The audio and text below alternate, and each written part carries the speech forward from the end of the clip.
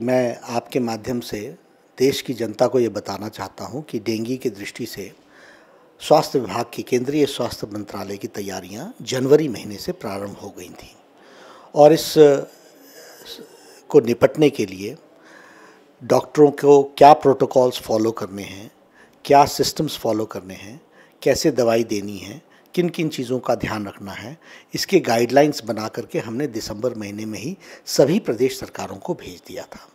इसके बाद जनवरी से लेकर के मार्च अप्रैल तक सभी जगह वर्कशॉप्स लगाई गई जिसमें डॉक्टर्स की ट्रेनिंग दी गई और इसके बारे में बताया गया कि किस तरीके से जब डेंगू होता है तो उसके लक्षण क्या हैं और उसमें क्या करना चाहिए, क्या नहीं करना चाहिए।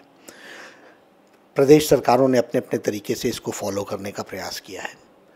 इस मौके पर सिर्फ मैं अभी यही कह सकता हूँ कि किसी भी जनता को इस डेंगू के बुखार से या इससे घबराने की ज़रूरत नहीं है, लेकिन अलर्ट रहने की ज़रूरत है और चौकन्ना होने की ज़रूरत है।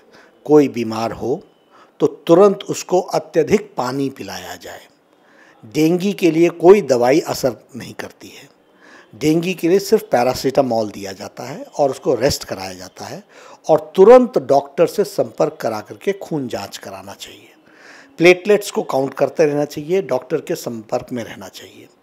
और अगर हम रेस्ट करें, खूब फ्लूइड्स लें तो ऑटोमेटिकली बुखार भी कम हो जाता है, पैरासीटामोल लें बुखार कम हो जाता है और प्लेटलेट्स फिर से इंक्रीज़ करने लगते हैं।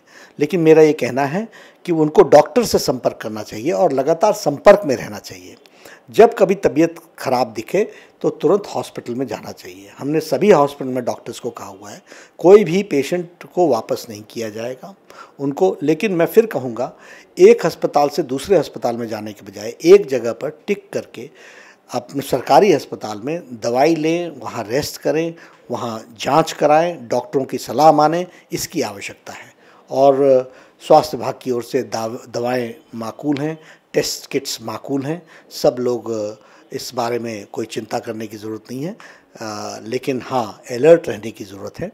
अभी दिल्ली में फिर से बारिश हुई है, हो सकता है कि इसके केसेस कुछ फिर से आएँ, तो इससे पहले हम अपने घर के आसपास कहीं भी कोई भी पानी जमा न होने दें और ये गलतफहमी न रखें कि सिर्फ गंदे पानी में ही डेंगू के मच्छर मिलते हैं।